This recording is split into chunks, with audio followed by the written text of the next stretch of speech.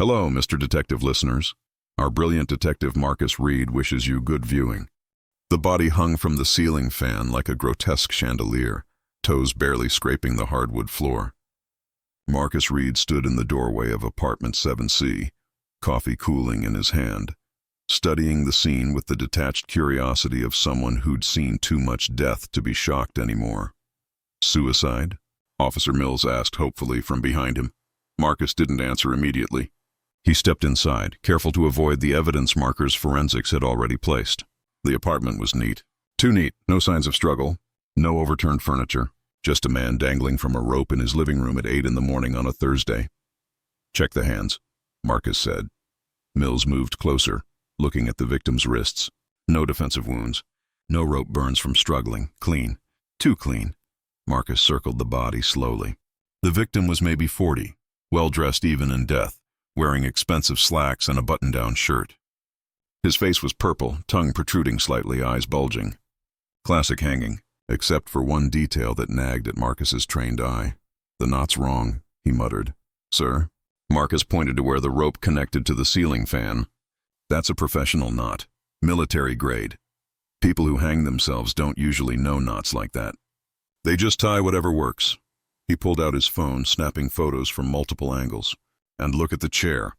A wooden chair sat 4 feet away from the body, positioned carefully against the wall. If the victim had kicked it away, it would have fallen or at least landed closer. This was staged, so not suicide, Mills said. Murder, disguised as suicide, badly. Marcus walked to the kitchen, opening drawers and cabinets. Everything organized. Alphabetized spice rack. Color-coded dish towels. This was a man who liked control. Who found him? Neighbor, Mrs. Chen from 7D. She had a package delivered here by mistake, knocked on the door. It swung open. She called 911. Marcus returned to the living room, kneeling beside a coffee table. A laptop sat closed, a glass of water beside it, and a single piece of paper. He pulled on gloves, lifting the paper carefully, a note, handwritten in neat block letters. I can't live with what I did. Justice comes for us all eventually. Suicide note, Mills observed. Marcus read it again, his mind cataloging inconsistencies. The handwriting was too perfect. No tremor, no hesitation marks. People about to kill themselves rarely had steady hands. And that phrase, justice comes for us all eventually, felt scripted, theatrical. Bag this, Marcus handed the note to a forensics tech. I want handwriting analysis and a full autopsy. Check for drugs in his system, defensive wounds hidden under clothes, anything that tells us what really happened here. Captain Sarah Chen, no relation to the neighbor, appeared in the doorway. She was in her late 40s, sharp-featured, with eyes that missed nothing. What have we got? Staged suicide. Professional job. Victim is... Marcus checked the driver's license forensics had found. Michael Torres, 42, investment banker. Lives alone. No obvious motive for suicide. Financial troubles? In this neighborhood? Marcus gestured to the luxury apartment with its floor-to-ceiling windows overlooking the city. This place costs more per month than most people make in a year. If he had money problems, they weren't obvious ones. Chen studied the body, her expression unreadable. Something about this feels familiar. Marcus turned to her. Familiar how? There was another hanging last week. Different neighborhood, different victim. Ruled suicide after preliminary investigation.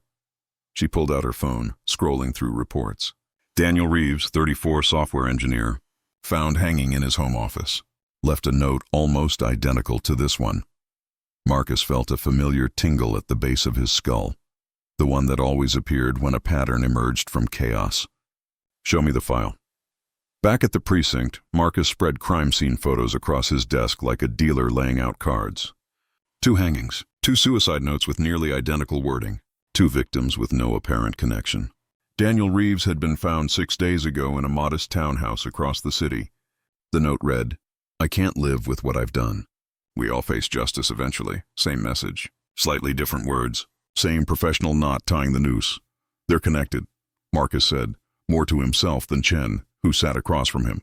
Someone's killing these people and making it look like suicide. Why? What's the connection between an investment banker and a software engineer? That was the question. Marcus pulled up background checks on both victims. Michael Torres, married once, divorced 3 years ago, no children, no criminal record. Daniel Reeves, Never married. No children.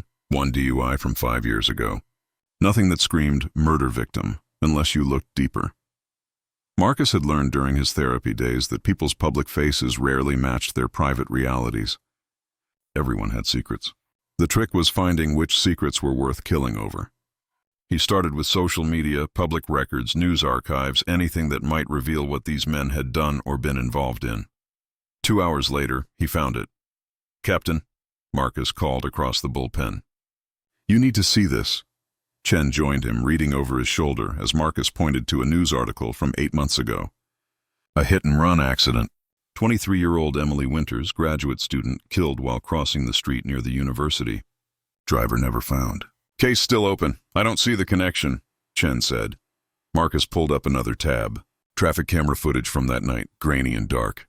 He enhanced it, zooming in on the license plate of the car that struck Emily Winters. Partial plate, but enough. He ran it through the DMV database, Daniel Reeves's car, registered in his name. Chen's jaw tightened. Reeves killed that girl and never got caught. No charges filed because the evidence wasn't conclusive enough for prosecution. He walked free. Marcus kept digging, searching for any connection between Michael Torres and Emily Winters. It took another hour, but he found it, a witness statement in the case file. Someone had been with Emily that night. Someone who'd watched her get hit. Someone who'd given a description of the car and driver that led nowhere. Michael Torres. He'd been Emily's boyfriend. Torres witnessed his girlfriend's death. Marcus said slowly, pieces clicking into place. Gave a statement. Tried to help. But the case went cold, and the man who killed her walked free. So Torres hunted down Reeves and killed him. Chen leaned against the desk. Revenge? Maybe, but then who killed Torres? Marcus stood, pacing. Unless his phone rang. Unknown number. He answered. Detective Reid? A woman's voice, young, uncertain. Speaking. My name is Sarah Winters.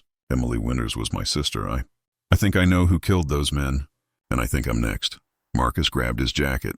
Where are you? The old industrial district. Warehouse 12, please hurry. The line went dead. Marcus was already running, Chen right behind him. They took her car, sirens blaring through midday traffic. The industrial district sat on the city's eastern edge, a graveyard of abandoned factories and empty lots. Warehouse 12 loomed ahead, its windows shattered, walls covered in graffiti. They entered with weapons drawn, flashlights cutting through darkness. The warehouse was massive, full of rusted machinery and debris.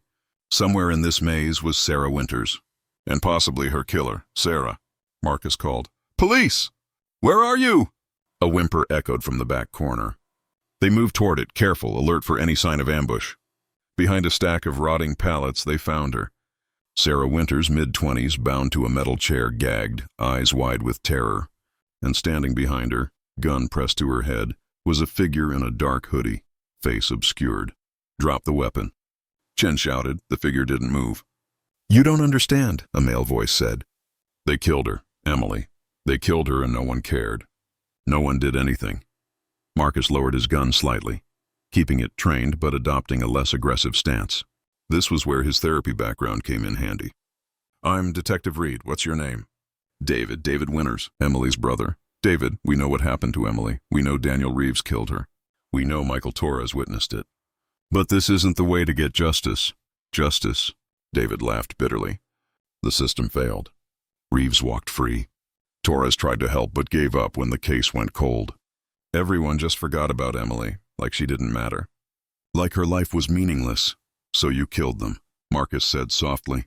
Made it look like suicide. Left notes suggesting they couldn't live with what they'd done. They couldn't. They shouldn't have been able to. Reeves killed my sister and went on living his life like nothing happened. Torres watched her die and moved on. Someone had to make them pay. Chen kept her weapon steady. And Sarah? What did she do? Nothing. That's the problem. David's voice cracked. She told me to let it go. Said revenge wouldn't bring Emily back. She was going to turn me in. Her own brother. For getting justice for our sister. Marcus took a step closer. David, listen to me. I understand pain. I've seen what loss does to people. But killing Sarah won't change anything. Emily wouldn't want this. You didn't know Emily. You're right. But I know you. You're not a killer. Reeves and Torres, that was rage, grief, desperation. But Sarah, she's your sister. The only family you have left. You pull that trigger and Emily's memory becomes defined by this moment. By violence and murder. Is that how you want her remembered? David's hand trembled. The gun wavered. Think about what Emily would want, Marcus continued, his voice calm, measured. Would she want you to throw your life away? Would she want you to hurt Sarah? Or would she want you to find another way? To honor her memory by living well, by being the person she believed you could be? For a long moment, silence filled the warehouse. Then David's shoulders sagged. The gun lowered. He released Sarah, stepping back with his hands raised. I just wanted them to pay, he whispered. I just wanted someone to care that she was gone. Chen moved in, cuffing David while Mills, who'd arrived as backup, freed Sarah. Marcus stood watching, feeling the familiar hollowness that came after cases like this. No winners here, just broken people doing terrible things because the world had failed them first. Back at the precinct, David Winters sat in interrogation, his confession recorded and signed. 2 counts of murder, 1 count of kidnapping. He'd spend the rest of his life in prison. Sarah Winters sat in a different room, giving her statement, tears streaming down her face. Their parents were dead. Emily was dead. Now David would be gone too. She'd lost her entire family in less than a year. Marcus filed his report mechanically, answering questions, checking boxes. Another case closed. Another tragedy catalogued and archived. He should feel satisfied. The killer was caught. Justice was served. But all he felt was tired. Good work today, Chen said, appearing beside his desk. You talked him down. Saved Sarah's life, did I? Marcus looked up. David's life is over. Sarah's traumatized. Emily's still dead. What exactly did we save? Chen didn't have an answer. She rarely did for questions like that. She squeezed his shoulder once, a gesture of understanding, then walked away. Marcus sat alone in the bullpen as evening shadows stretched across the floor. He thought about Emily Winters, a woman he'd never met, whose death had set off a chain reaction of violence and grief. He thought about David, consumed by rage and loss, unable to see past his pain. He thought about all the ways the system failed people every day, creating monsters out of regular humans who just wanted someone to care. His phone buzzed. A text from an unknown number. Thank you for trying. Sarah? Marcus stared at it, then deleted it. Some thank yous felt more like accusations. He grabbed his jacket, turning off his desk lamp, ready to go home and forget this day ever happened. But as he reached the elevator, Chen called out, Marcus, we've got another one. He turned. Another what? Hanging. Just came in. Same MO, professional not. Suicide note. But David Winters is in custody. It can't be him. Marcus felt ice spread through his veins. Show me. The crime scene was in a penthouse downtown. Victim hanging from a chandelier in an opulent living room. Marcus read the suicide note, and his blood went cold. I can't live with what I did. Justice comes for us all eventually. The exact same wording as the others. But this victim wasn't connected to Emily Winters. Marcus checked the ID. Gregory Marston, 58, retired judge. And then he saw it. On the coffee table, a photo. Gregory Marston in his robes, standing beside a younger man outside a courthouse. Marcus picked it up, his mind racing. The younger man in the photo was Daniel Reeves, and stamped across the image in red ink, case dismissed. Judge Marston had been the one to dismiss the hit-and-run case against Reeves due to insufficient evidence. He'd let Emily's killer walk free. Marcus looked at Chen. David Winters didn't act alone. Someone else is out there, someone who's not finished killing yet. Marcus stood in Judge Marston's penthouse at midnight, surrounded by the quiet hum of forensics processing the scene. The body had been cut down, bagged, and removed an hour ago. But the image lingered in Marcus's mind. The same knot, the same positioning, the same theatrical staging as the others. Except David Winters had been in custody when this happened. Chen appeared beside him, phone pressed to her ear, finishing a call. David's alibi is ironclad. He's been locked up for 6 hours. No way he did this, which means he had a partner. Marcus examined the suicide note again, sealed now in an evidence bag. The handwriting matched the previous notes perfectly. Same block letters, same steady hand. Someone who shared his mission. Someone who knew about Emily Winters and wanted revenge just as badly. Family member? Sarah's the only one left, and she was trying to stop David, not help him. Marcus pulled out his phone, scrolling through the case file he'd built on Emily Winters. Her death had devastated a small circle of people, family, friends, classmates. Someone in that circle had helped David plan these murders. Someone patient enough to wait while David took out the first 2 targets, then continued the work after David's arrest. "We need to talk to David again," Marcus said. "He knows who his partner is." "He has to." Back at the precinct, they found David Winters in his cell, sitting on the bunk with his head in his hands. He looked up when Marcus approached, his eyes red-rimmed and hollow. "Judge Marston is dead," Marcus said without preamble. "Hanged. Same way you killed Reeves and Torres. But you've been in here all day. So who's your partner, David?" David's face went pale. "What?" "No, there's no partner. I worked alone. Don't lie to me. The judge who dismissed the case against your sister's killer is dead." "Same M.O., same note. You didn't do it, so someone else did. Someone who knew your plan. Who helped you?" "I'm telling you, I worked alone." David stood, gripping the bars. "I didn't tell anyone. Not Sarah, not anyone. This was my thing. My mission." Marcus studied him, reading micro-expressions, body language, tone. Everything about David screamed genuine confusion. He wasn't lying. He truly believed he'd worked alone. Which meant either someone had been watching him, learning his methods, or... "Your therapy sessions," Marcus said suddenly. "After Emily died, did you see anyone? A counselor, a therapist, a support group?" David hesitated. "Yeah, a grief counselor, Dr. Lisa Hartley. She ran a group for people who'd lost family members to violence. I went for about 3 months." Marcus exchanged a look with Chen. "Did you talk about Emily's case in those sessions?" "Of course. That's what it was for. Processing grief, anger, all of it. I talked about Reeves getting away with it. About Torres not pushing hard enough. About the judge dismissing the case." David's eyes widened. "You think someone from the group?" "I think someone heard your story and decided to help you finish what you started." Marcus was already moving toward the exit. "What else can you tell me about Dr. Hartley or the group?" "There were maybe 8 of us. Regular attendees. We all had similar stories. Loved ones killed, justice not served. Dr. Hartley was good at making us feel heard. She understood the rage." Chen pulled up Dr. Hartley's information on her phone. "Licensed therapist, specializes in trauma and grief counseling. Clean record. Office downtown. Let's pay her a visit." Dr. Lisa Hartley's office occupied the 3rd floor of a medical building in the financial district. They arrived at 7 in the morning, catching her as she unlocked her door. She was in her early 40s, dark hair pulled back, professional attire, kind eyes that crinkled when she smiled. "Detectives? How can I help you?" Marcus showed his badge.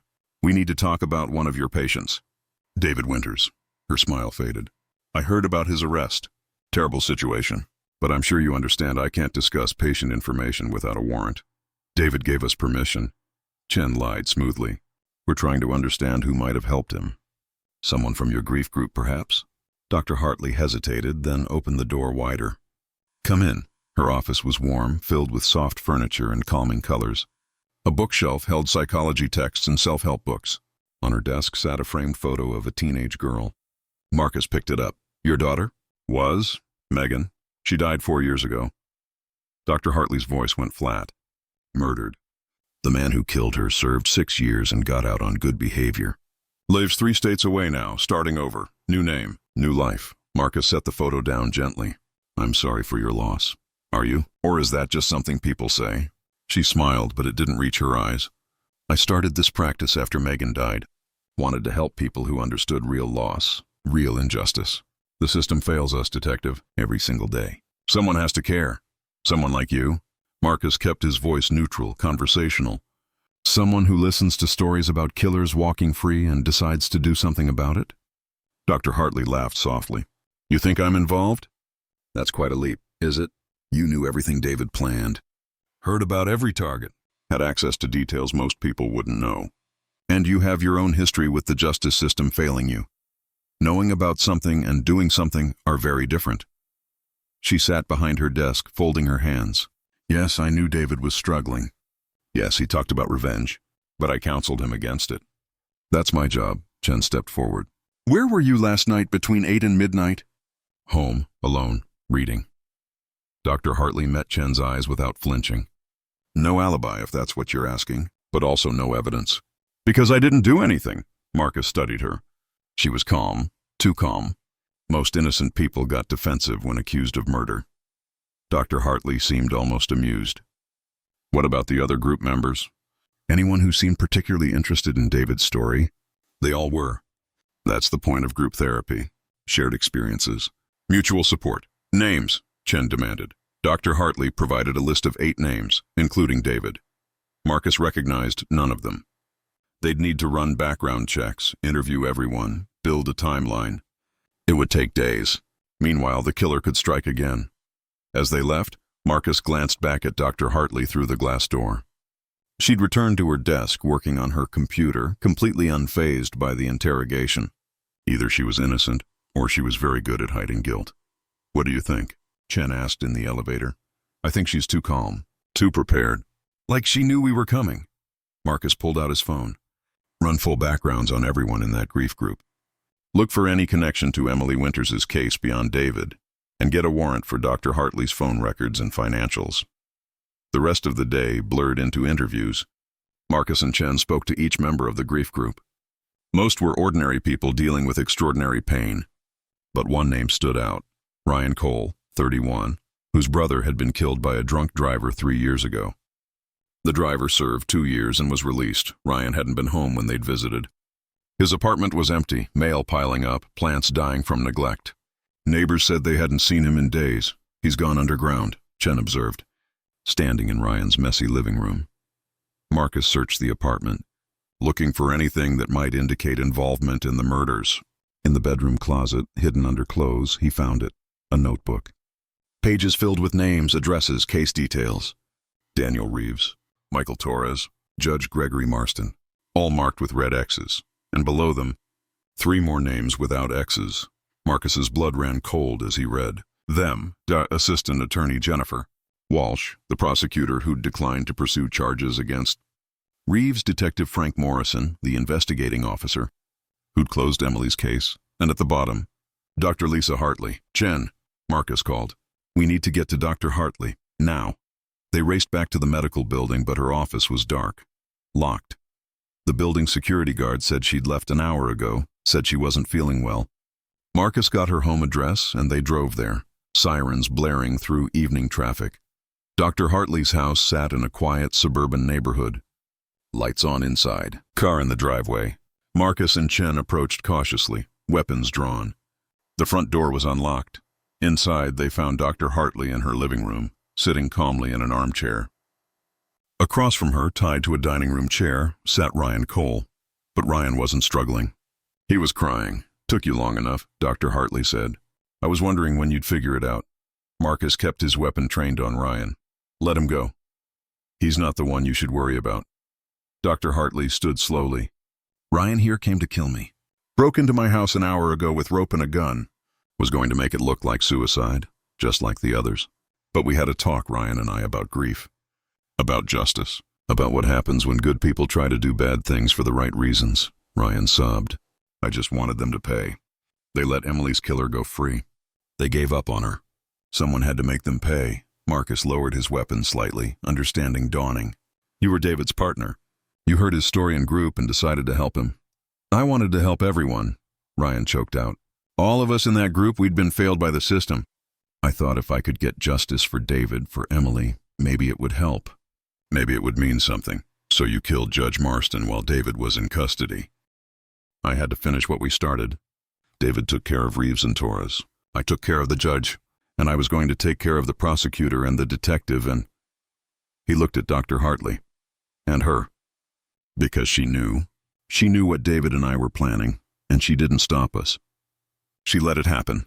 Dr. Hartley's expression remained serene. "I didn't let anything happen. I counseled against violence. I encouraged healthy coping mechanisms. What my patients choose to do outside my office isn't my responsibility." "You manipulated them," Marcus said, the pieces clicking into place. "You shared your own story about your daughter. About the killer who walked free. You planted seeds, made them think revenge was justified. Then you sat back and watched them destroy their lives while you kept your hands clean. That's a theory, not evidence." Dr. Hartley smiled. "All I did was listen. Provide support. Be understanding. If that's a crime, then every therapist in America is guilty." Marcus wanted to arrest her. Wanted to prove she'd orchestrated everything. But she was right, there was no evidence. Just patterns, suspicions, The careful manipulation of vulnerable people by someone who understood exactly how to weaponize grief. Chen moved to arrest Ryan, reading him his rights as she cuffed him. He didn't resist, just kept crying, apologizing, saying he'd wanted to help. As they led Ryan out, Marcus paused at the door. "I know what you did, even if I can't prove it." Dr. Hartley met his eyes. "What I did was survive my daughter's murder. What I do now is help others survive theirs. If some of them choose violence, that's on them, not me. You created killers. I created nothing. The system did that. I just gave them permission to feel what they already felt." She closed the door, ending the conversation. Back at the precinct, Ryan Cole confessed to Judge Marston's murder. David Winters confirmed Ryan had been his partner, that they'd planned the murders together during and after grief group sessions. Both men would spend life in prison. Marcus sat at his desk, staring at Dr. Hartley's file. She was out there, running her grief groups, listening to broken people, planting seeds, and he couldn't do anything about it. "You can't save everyone," Chen said, reading his expression. "And you can't arrest people for being manipulative. Only for breaking laws. She broke them. Just used other people's hands. Prove it." Marcus couldn't, that was the problem. Dr. Hartley had been too careful, too smart. She'd weaponized therapy itself, turning healing into recruitment. And she'd gotten away with it. His phone rang. Unknown number. He almost didn't answer. But something made him pick up. Detective Reid. A woman's voice. Not Dr. Hartley, younger. Speaking. "My name is Jennifer Walsh. I'm an assistant attorney. I think someone's following me. I think I'm next." Marcus grabbed his jacket, already running for the door. Ryan's list had 3 more names. Jennifer Walsh was one of them. But Ryan was in custody. David was in custody, which meant there was a third partner. Someone they'd missed. Someone still out there, still killing, still believing they were bringing justice to a broken system, and Marcus was running out of time to stop them. Marcus reached Jennifer Walsh's apartment in 15 minutes, Chen right behind him. The building was modern, secure, requiring a key card for entry. Jennifer met them in the lobby, a woman in her mid-30s with sharp eyes and the tense posture of someone living on edge. "Thank you for coming," she said, voice tight. "I know this sounds paranoid, but I swear someone's been following me for 3 days. Different cars, different people, but always watching." Marcus scanned the street through the glass doors. Nothing obvious. But that didn't mean nothing was there. "Tell me about Emily Winters' case. Why didn't you prosecute?" Jennifer's jaw tightened. "Insufficient evidence. We had a partial plate, a witness description, circumstantial connections. Defense would have torn it apart. I made the call not to waste court time on a case we'd lose. And Daniel Reeves walked free. He walked because we couldn't prove he was guilty. That's how the system works, Detective. I don't like it either, but I follow the law." She wrapped her arms around herself. "When I heard about Reeves's death, about Torres and the judge, I knew I was on someone's list.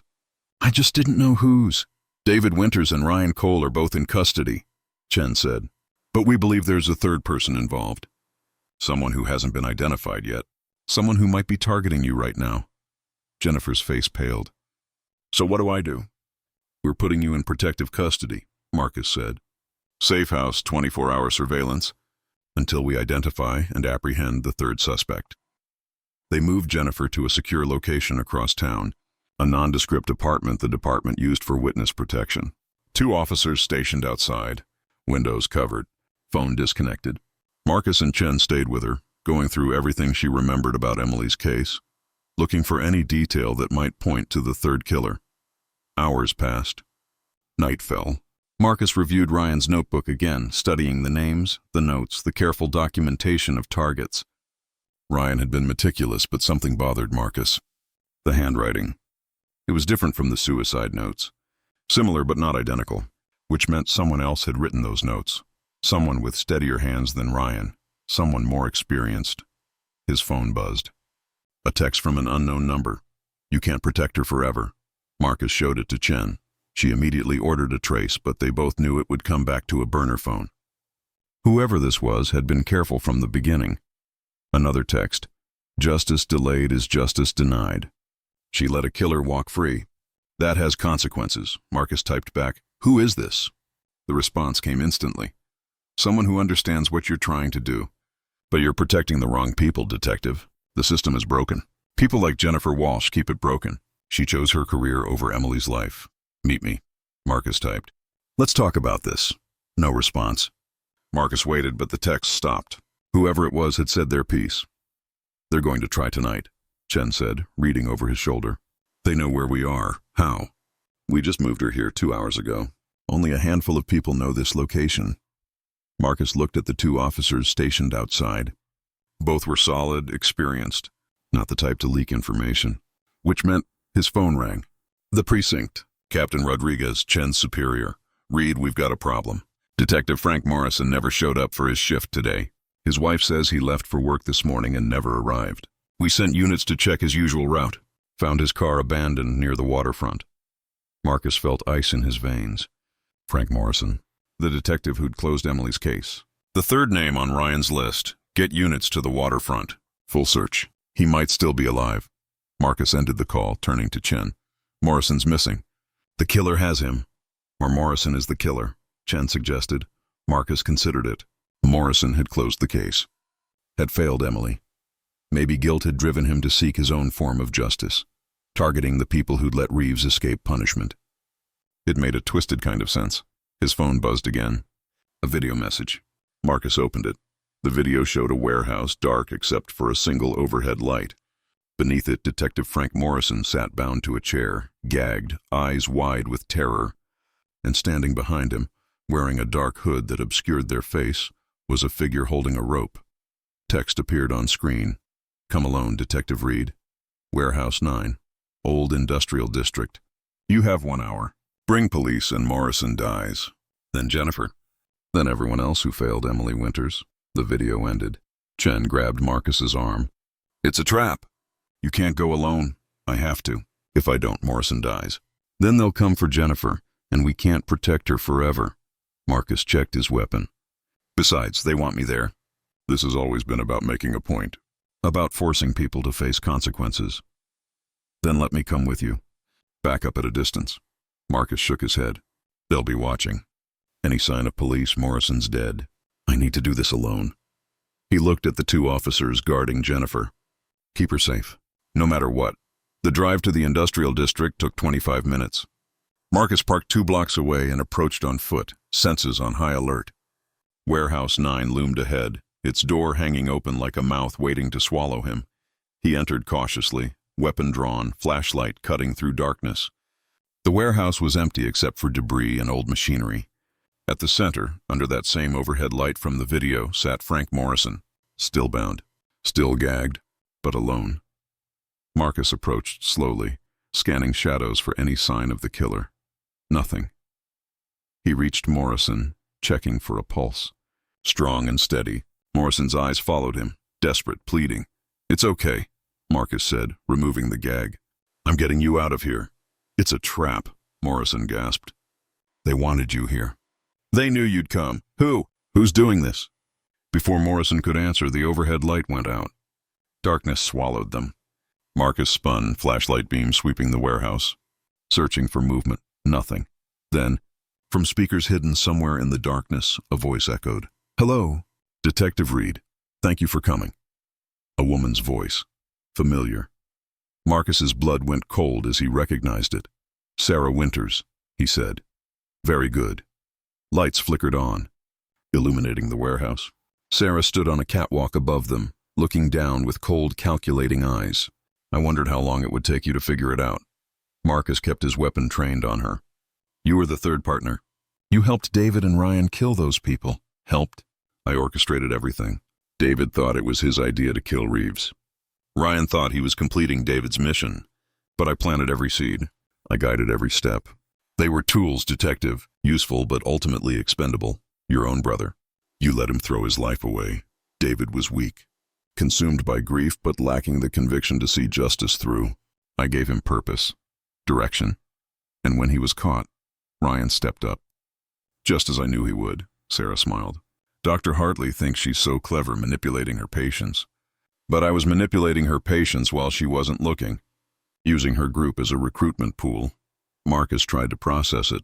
Sarah had seemed traumatized, devastated by her sister's death and brother's arrest. But it had all been an act. She'd been the mastermind all along. Why Morrison? Why Jennifer? They were doing their jobs. They were complicit. Morrison closed the case because it was inconvenient. Jennifer didn't prosecute because it hurt her conviction rate. They chose their careers over Emily's life. They chose wrong. Sarah pulled out a gun, aiming it at Morrison. And now they pay. You kill him, you become what you hate. A murderer. Just like Reeves. Reeves killed an innocent person. I'm killing guilty ones. There's a difference. Her finger tightened on the trigger. Marcus fired first. The shot echoed through the warehouse. Sarah stumbled backward, clutching her shoulder, the gun falling from her hand. Marcus rushed up the stairs to the catwalk, kicking her weapon away, cuffing her while she cursed and struggled. It's over, Sarah. It's never over. Emily's dead. No amount of justice brings her back. No amount of revenge fills that hole. You think you won. You just delayed the inevitable. Someone else will take up the cause. Someone always does. Marcus radioed for backup for an ambulance. As officers flooded the warehouse, as paramedics treated Sarah's wound and freed Morrison, Marcus stood watching it all unfold. Another case closed. Another killer caught. But Sarah's words lingered. She was right. This would happen again. Someone else would lose someone they loved. Someone else would decide the system failed them. Someone else would seek revenge. The cycle never ended. Back at the precinct, Sarah Winters confessed to orchestrating all 4 murders, to manipulating David and Ryan, to planning to kill Jennifer and Morrison. She showed no remorse, no regret. Only cold satisfaction that she'd made the people she blamed suffer. Jennifer Walsh was released from protective custody, shaken but alive. Detective Morrison returned to duty, though Marcus suspected he'd carry the trauma of that warehouse for the rest of his life. David and Ryan remained in prison, pawns in a game they hadn't fully understood, and Dr. Lisa Hartley continued running her grief groups, untouched, unpunished, planting seeds in fertile ground. Marcus sat at his desk as dawn broke over the city, writing his final report. The case was solved, but it didn't feel like victory. Emily Winters was still dead. 4 people's lives were destroyed seeking revenge for her. And somewhere out there, someone else was grieving. Someone else was angry. Someone else was planning their own twisted version of justice. Captain Chen appeared beside his desk. Go home, Marcus. Get some sleep. In a minute. You did good work. You stopped them. Did I? Or did I just delay the next one? Marcus looked up at her. Sarah was right. This never ends. The system fails people. They seek revenge. We catch them. Repeat. What's the point? The point is we try. We do our jobs. We save who we can. That's all anyone can do. Chen squeezed his shoulder. Don't let this one break you. Marcus nodded, though he wasn't sure he believed it. He'd been a therapist once, trying to heal people's pain. Now he was a detective, trying to stop that pain from turning into violence. But the pain never stopped. The anger never faded. The cycle never broke. His phone buzzed. A text from an unknown number. You stopped Sarah, but you didn't stop the idea. Justice comes for us all eventually, detective. Even you. Marcus stared at the message, then deleted it. Another threat. Another promise of violence to come. Another reminder that his work was never finished. He grabbed his jacket and headed for the door. The sun was rising, painting the city in shades of gold and red. Beautiful and terrible all at once. Somewhere out there, someone was grieving. Someone was planning. Someone was becoming the next case he'd have to solve. But not today. Today he'd go home, sleep. Tomorrow he'd start again.